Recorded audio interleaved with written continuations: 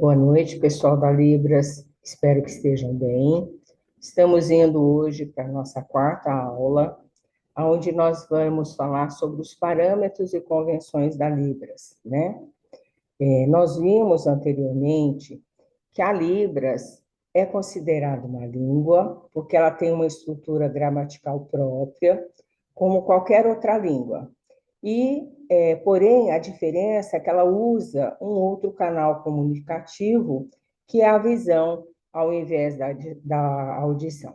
Então, tanto quanto a língua portuguesa, que ela é oral, né, e auditiva, iremos ver aqui quais são as convenções e os parâmetros, ou seja, como que a gente forma, como que é formada essa língua. Então, vamos lá. Muitas pessoas acreditam que as línguas de sinais são somente um conjunto de gestos que interpretam as línguas orais. As línguas de sinais são comparáveis em complexidade e expressividade a qualquer línguas orais. Então, foi o que a gente viu anteriormente, né? É considerado uma língua, e lembrando aqui que a primeira língua natural mãe da comunidade surda, e a Libra seria a segunda língua oficial do Brasil. Como toda língua, as línguas de sinais aumentam seus vocabulários com novos sinais introduzidos pelas comunidades surdas em resposta às mudanças culturais e tecnológicas. Assim, a cada necessidade surge um novo sinal, e desde que se torne aceito, será utilizado pela comunidade.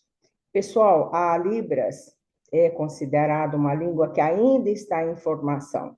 Então, não é uma língua que já esteja fechada. Quando um sinal é incorporado, introduzido pela comunidade surda, ele é aceito e aí ele é inserido aí a Libras, tá? É o que está dizendo aqui. Acredita-se também que somente exista uma língua de sinais no mundo, mas assim como as pessoas ouvintes em países diferentes falam diferentes línguas, também as pessoas surdas, por toda a parte do mundo que estão inseridas em culturas surdas, possuem suas próprias línguas, existindo, portanto, muitas línguas de sinais. Retomando, né, e dizendo aqui da importância de se dizer que a Libras é a língua brasileira de sinais do Brasil, e ela segue a nossa a língua oficial aqui, né, do nosso país. Então não é universal. Cada país, dependendo da língua que se segue, tem a sua língua de sinais que é específica, né? Então, se um surdo tentar se comunicar aqui no Brasil com outro surdo, por exemplo, dos Estados Unidos, ele vai sentir dificuldade, né? Então, cada país, né, com as suas culturas, tem a sua língua própria de sinais. Então, a Libras não é universal. Bom, gente, retomando aqui só para vocês entenderem mais ou menos como funciona, então a gente tem a causa de surdez, né? Segundo a FENES, estima-se que entre 15 a 25% dos brasileiros sejam portadores de surdez adquirida ou congênita. São inúmeras as causas que provocam a surdez, como rubéola, né, durante a gestação, casamentos consanguíneos, que são casamentos entre pessoas de parentesco muito próximo, excesso de antibiótico em criança pode causar surdez, meningite, sífilis, né, durante a gestação, trauma emocional e muitos outros, tá, gente?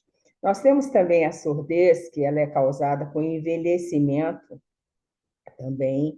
As pessoas acabam perdendo a audição, né? Que é chamado de prebiascusia. Bom, observação: nem todo surdo é mudo, nem todo mudo é surdo.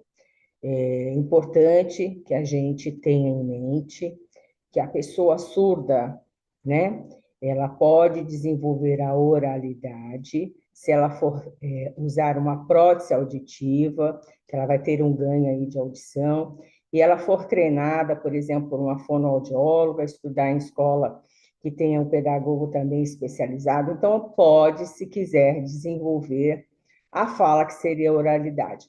Portanto, é pejorativo, é errado a gente dizer que a pessoa é surda-muda, que ela é mudinha, né? Então, eu já expliquei que isso é errado. Agora, se a pessoa tiver um comprometimento também nas cordas vocais, então ela será muda. Podemos ter um caso de uma pessoa que seja surda e muda, sim, se ela tiver algum problema nas cordas vocais. Caso contrário, a gente não pode estar usando esse termo aí, tá? E aí, gente, nós temos os tipos de surdez, né? Os que nasceram ou que ficaram surdos. Então, a perda auditiva, ela se classifica em surdez leve, quando a pessoa consegue distinguir a linguagem falada, né? Então, para vocês entenderem, o comprometimento de quem tem uma perda leve seria mais ou menos isso. Uma pessoa está assistindo um filme e, por algum motivo, né, algumas falas fogem, né, por algum problema lá do som, fogem, mas dentro do contexto do filme, embora você tenha perdido algumas falas, você consegue compreender o que o filme passou para vocês. Então, é mais ou menos isso. Quem tem uma perda leve vai ter alguma perda em relação ao som, mas, de uma forma geral, consegue-se entender o que é falado. Surdez média já é mais comprometido, então a pessoa consegue distinguir barulhos, né? Então a voz humana chega muito contorcida, é muito difícil, né, da pessoa estar compreendendo, não é audível, né? E a surdez profunda, a pessoa consegue perceber nem grandes ruídos. A gente diz também que é muito difícil, na hora que você vai fazer um teste de audiometria, que é o que você mede do que a pessoa ouve ou que ela tem de perda auditiva, e são feitos normalmente nos dois ouvidos, direito e esquerdo.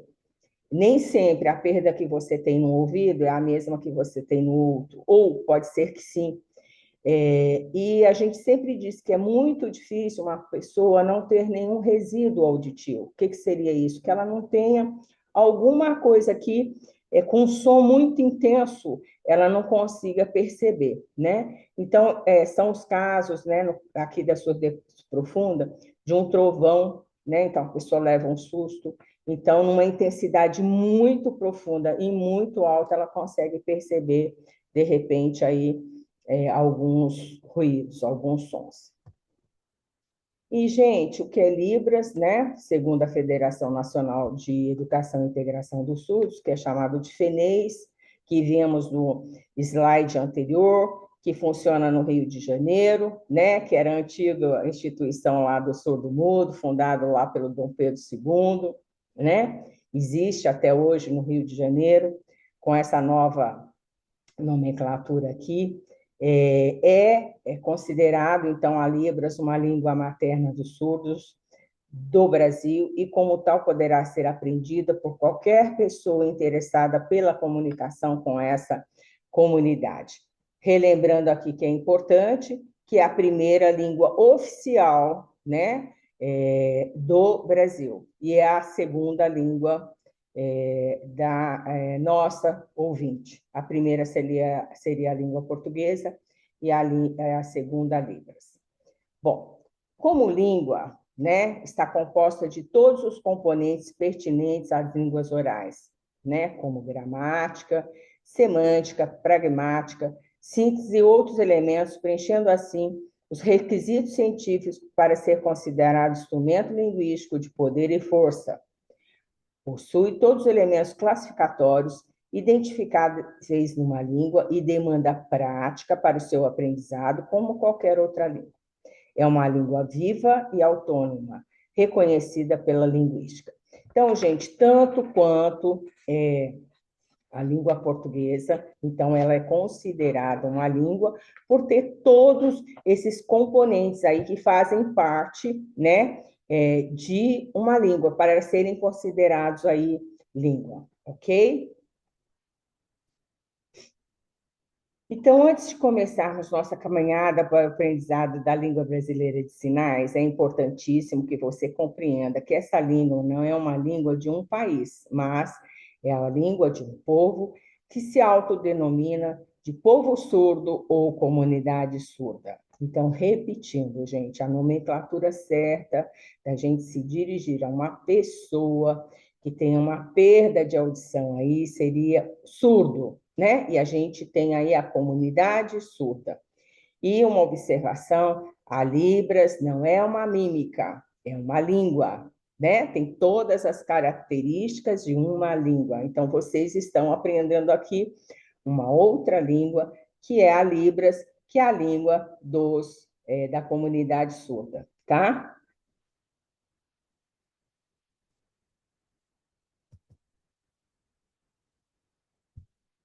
E aí, pessoal, na língua de sinais, a gente vai encontrar os seguintes parâmetros.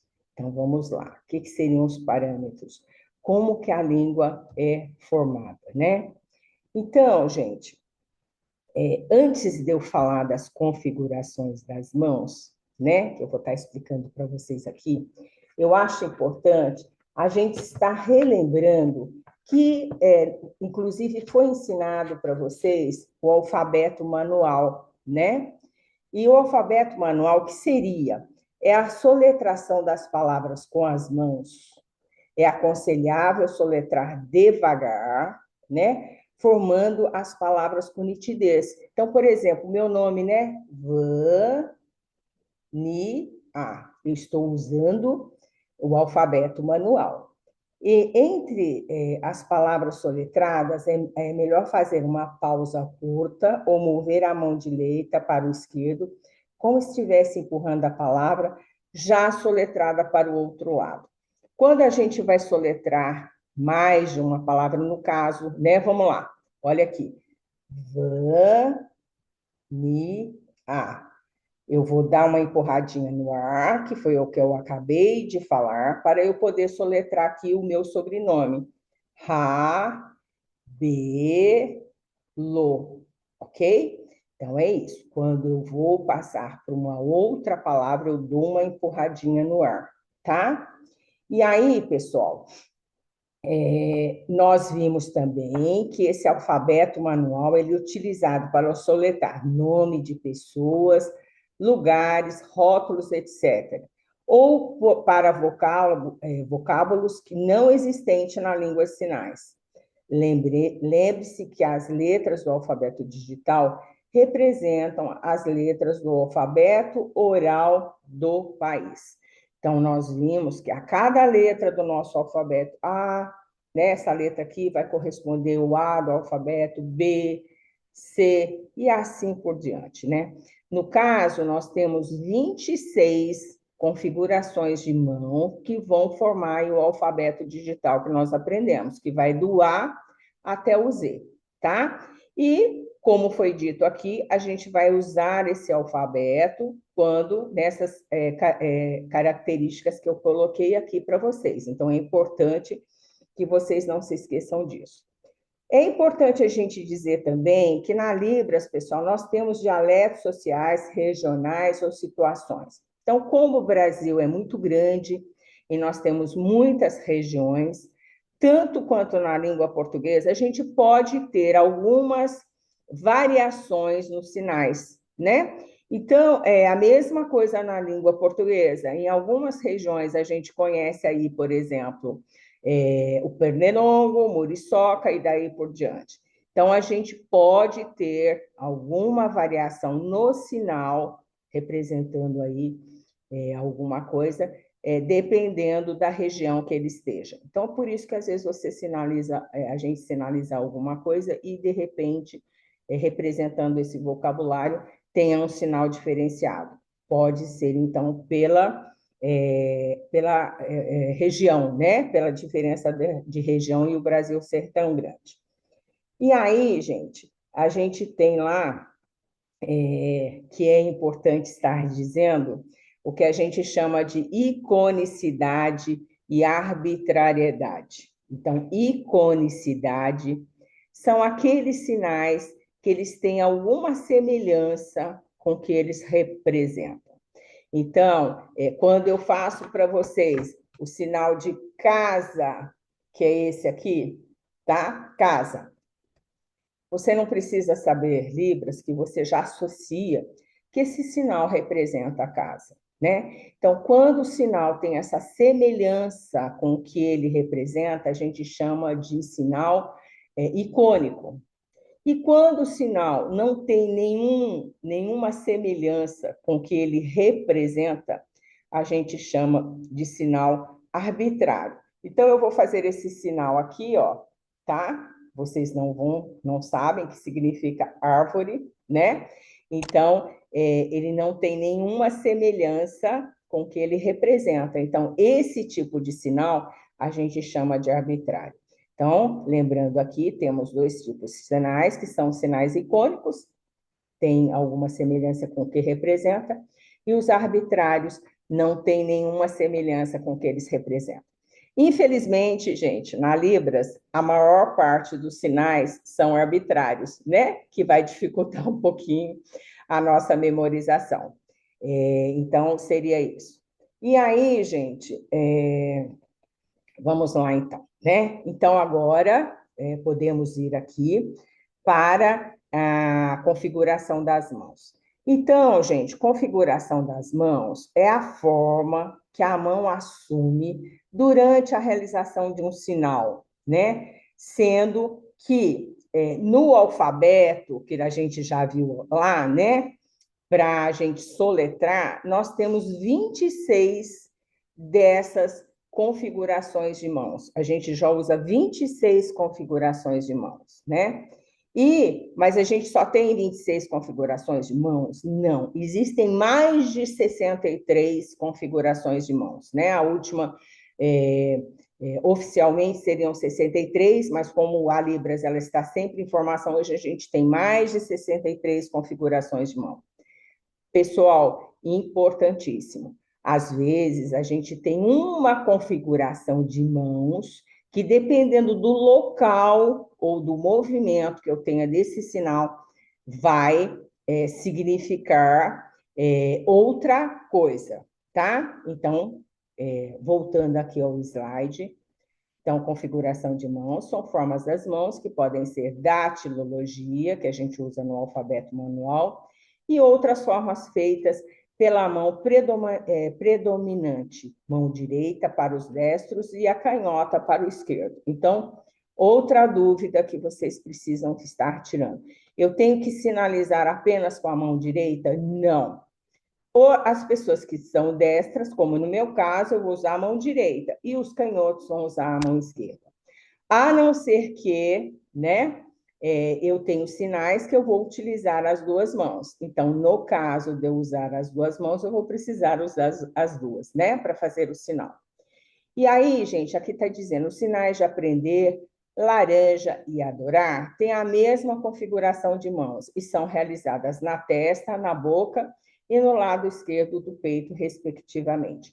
Então, esse sinal aqui, essa configuração de mãos aqui, tá? Usada na testa é aprender, usada aqui na boca significa laranja. Então, vocês vejam que a mesma configuração de mãos, mas dependendo do local que eu sinalizo, vai ter um significado diferente, tá?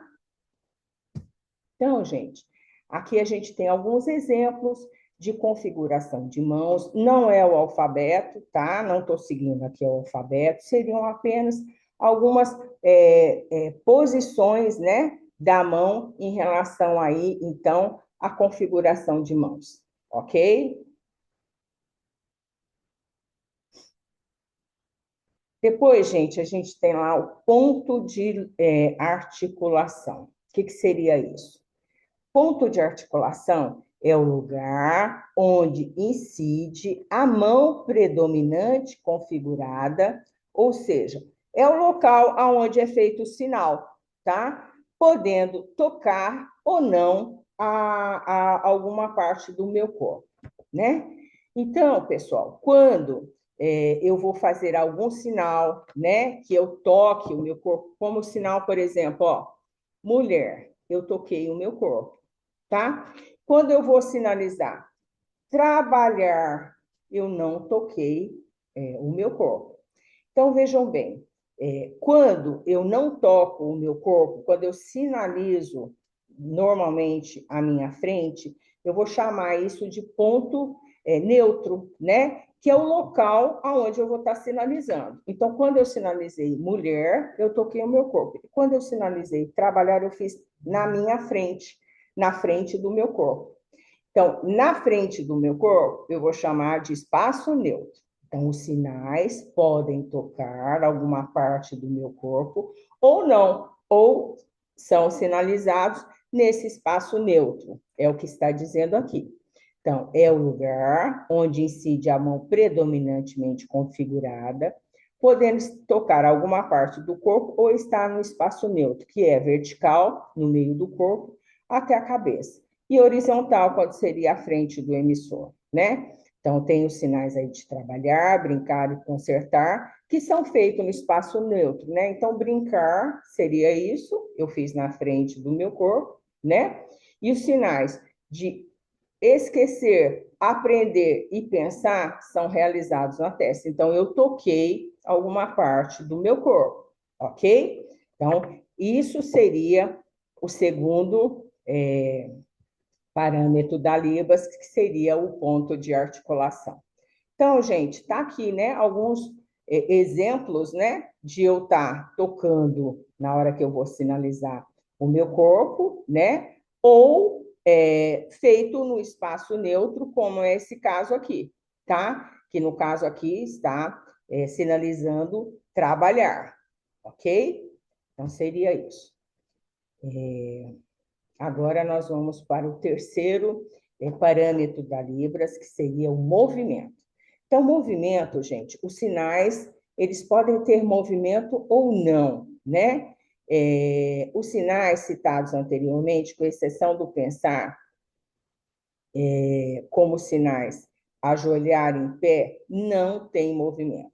Então, vamos deixar isso mais fácil. Vamos trazer para o alfabeto, que eu acredito que vocês já tenham memorizado e devem ter memorizado bem. Gente, está dizendo aqui que alguns sinais têm movimento e outros não. Então, no alfabeto, a gente viu que a letra A, que é assim, ela não tem movimento. A letra C, né? Que é assim, não tem movimento. Mas vocês viram que o cedilha tem movimento, certo? Então, é isso que está dizendo aqui. Alguns sinais têm movimento, outros não. Nós vimos que o B não tem movimento. Na hora que nós fizemos o J, que é assim, né? Ele tem movimento. Então, é o que está dizendo aqui. Alguns sinais têm movimento e outros não. Então, tá lá, gente, né? Ó, desculpa, e aí tem de novo trabalhar, né? O desculpa é parado, o trabalhar tem movimento. Então, retomando aqui, né? É importante estar memorizando que alguns sinais têm movimento, outros não têm. Os que não têm movimento, gente, nós chamamos de estáticos, tá? Mas é só vocês memorizarem que alguns têm movimento e outros não. Pessoal, alguns sinais têm, a gente chama de orientação e direcionalidade. Então, os sinais têm direção em relação aos parâmetros acima. Então, pessoal, o verbo ir e vir se opõe em relação à direcionalidade. Então, pessoal, ir e vir, tá? Então, eles têm direção contrárias, né, em relação ao que eles querem dizer. Outro sinal, por exemplo, ó, acender, apagar. Acender, apagar. Gente, abrir e fechar. Abrir e fechar, tá? Então, tem orientação e tem direcionalidade. Seria o quarto parâmetro, né? Então, tá lá, ó, tá? Vir, né? E, no caso aí, o trabalhar, né? Olha, tem essa direção aqui. Não se preocupe com sinais, porque os sinais a gente vai estar revendo por tópicos aí, no vocabulário, tá? É só para exemplificar aqui para vocês. E aí, gente, o último parâmetro da Libra seria a expressão facial e ou corporal. Então, as expressões faciais e corporais são de fundamental importância para o entendimento real do sinal, sendo que a entonação em língua de sinais é feita pela expressão facial. Quando eu vou dizer alguma coisa em português, dependendo da entonação que eu uso, a pessoa já percebe, né? Se eu estou alegre, se eu estou triste, se eu estou com raiva, e daí por diante. Nós não temos isso na Libras, né? Então, como que é trabalhado isso? É trabalhado pela minha expressão facial e corporal, né? Então, essa expressão facial e corporal, ela vem complementar o meu sinal. Não tem como eu fazer um sinal de triste usando uma feição alegre, e nem alegre usando uma feição triste, né? E nem é uma pessoa sinalizar alguma coisa sem nenhuma expressão facial, né? Fica bem complicado. Então, a expressão facial e corporal, ela vem complementar o sinal. Então, muitos sinais, além dos 4 parâmetros mencionados acima, em sua configuração tem um traço diferenciador, também expressão facial e corporal. Nós vamos ver aqui o sinal de alegre e de triste, né? Então, quando eu vou sinalizar, a minha expressão facial vem complementar isso. Então, há sinais feitos somente com a bochecha, como ladrão, ato sexual, sinais feitos com a mão, expressão facial, como bala, né?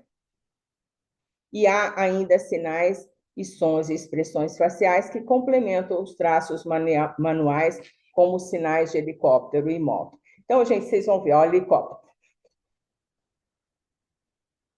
Então, meu rosto complementa o sinal. Moto. Complementa o barulho, né? Inclusive, que eu faço da moto, ok? Então, vamos ver aqui, né? Eu trouxe para vocês verem aqui, ó, a expressão facial aí, gente, do rostinho, né? Da figura aqui, né? O aluno está alegre na hora que ele vai sinalizar e a expressão facial dele está triste. Então, vem complementar o meu sinal. Então, gente, são 5, né? São 5 aí no caso. Os parâmetros da Libras que foram aí explicados para vocês. E aí, gente, nós vamos entrar agora no que a gente chama de convenção de Libras, tá? Então, só um minutinho aqui. Sistema de transcrição para Libras. O que seria transcrição para Libras, né? As línguas de sinais têm características próprias e, por isso, vem sendo utilizado para reprodução à distância. Existem sistemas de convenções para escrevê-las, mas, como geralmente eles exigem um período de estudo para serem aprendidos. Então, vamos ver aqui quais seriam algumas dessas convenções aqui da Libras. Seria como que eu vou transcrever da Libras para a língua portuguesa o que eu estou tentando dizer. Então, gente, a primeira coisa que eu estou mencionando aqui para vocês seria em relação à grafia, né? Como que eu vou estar escrevendo aí na Libras. Então, a grafia, os sinais em Libras, para simplificar a demonstração, serão representados na língua portuguesa por letra maiúscula. Então, eu tenho os exemplos aqui: trabalhar, querer e não ter. Então, vamos entender o que eu quero dizer aqui. Vocês terão que fazer mais para frente um vídeo para mim, se apresentando em Libras, né? E aí, vocês vão sinalizar e vão escrever uma legenda para mim em português. Por quê? Essa legenda em português, eu vou estar vendo o que você sinalizou lá, para mim, se está correto ou não. Então, na hora que você for transcrever para o português o sinal que você fez lá, você vai usar, tá? No caso, letra maiúscula, né? Em caixa alta, caixa alta seria aqui, né? Dessa maneira. Então, por exemplo, se você vai escrever trabalhar em tal coisa, aí embaixo, abaixo, na verdade, você vai escrever dessa maneira, né? Com letra maiúscula e em caixa alta, pessoal, tá? Quando eu vou transcrever um sinal para o português, eu uso essa maneira aí. Segundo, a datilologia, que é o alfabeto manual, que vocês já aprenderam aí, e que nós vimos que ele é usado para representar nome de pessoas, lugares e outras palavras que não possuem sinal, estará representado pelas palavras separadas por hífen. Então, se vocês forem, por exemplo, né, sinalizar lá Hotel Itaguaçu, nós vimos que não tem, no caso, né, mesmo que se você soletre o hotel, que vocês estão aprendendo aí, né, na hora que você for usar o substantivo próprio, que é o nome do hotel, vocês têm que usar letra maiúscula, né? Em caixa alta, só que vocês vão ter que separar por esse tracinho aqui que é chamado de hífen. Então, toda vez que vocês forem escrever nome de vocês, né? Nome Vânia. Aí esse Vânia vai ter que estar em letra maiúscula e separado por hífen, tá? Facica vai ter que estar em letra maiúscula e separado por hífen, porque é um substantivo próprio. Então, seria só isso. Quando eu vou transcrever da Libras para o português, eu vou usar, no caso, o exemplo 1 aí, né?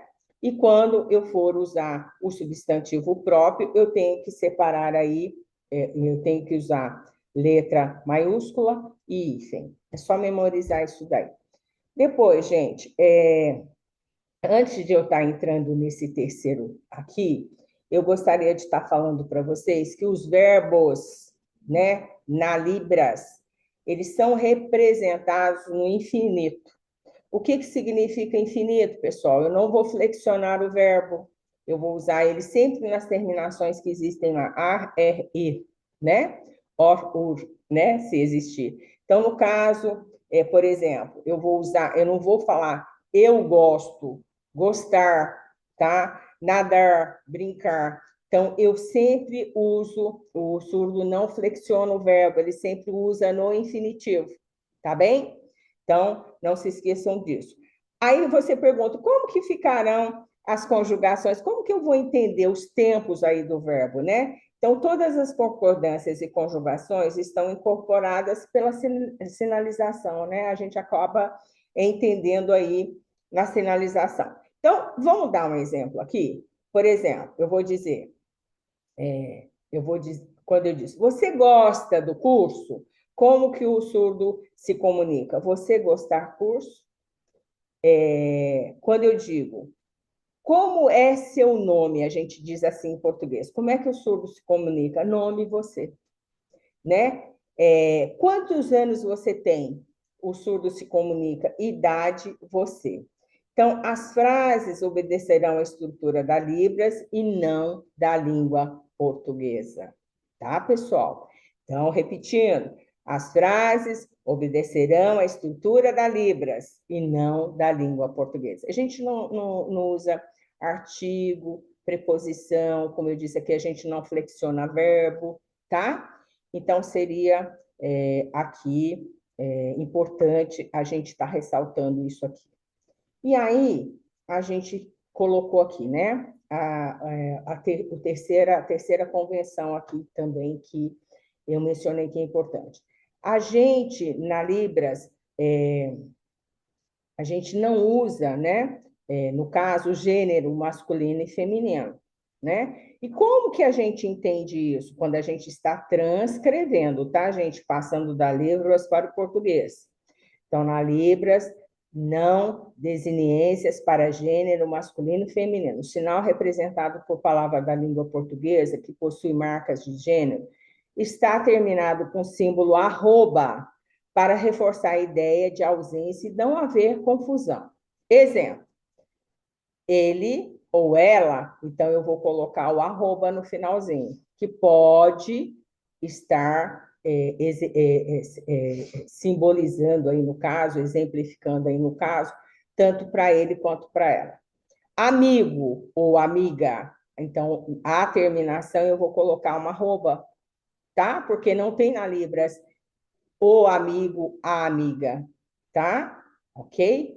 Não tem ele ou ela. Na hora de transcrever, de eu escrever lá da Libras para o português. Então, eu vou usar esse sinal de arroba aqui, pessoal. Ok? Tá? E aí, gente, antes de eu chegar aqui em alguns exemplos de conversação, falta, na convenção aqui da Libras, eu estar reforçando com vocês que nós já vimos na aula passada os pronomes pessoais, né? Que é eu, tu, ele, nós, vós, eles, que serão representados pelo sistema de apontamento, né? Eu até brinquei em português, a gente aprende desde pequeno que apontar é errado. E os pronomes pessoais em Libras são feitos por apontamento, né? Eu, né? Lembra? A gente viu na outra aula, né?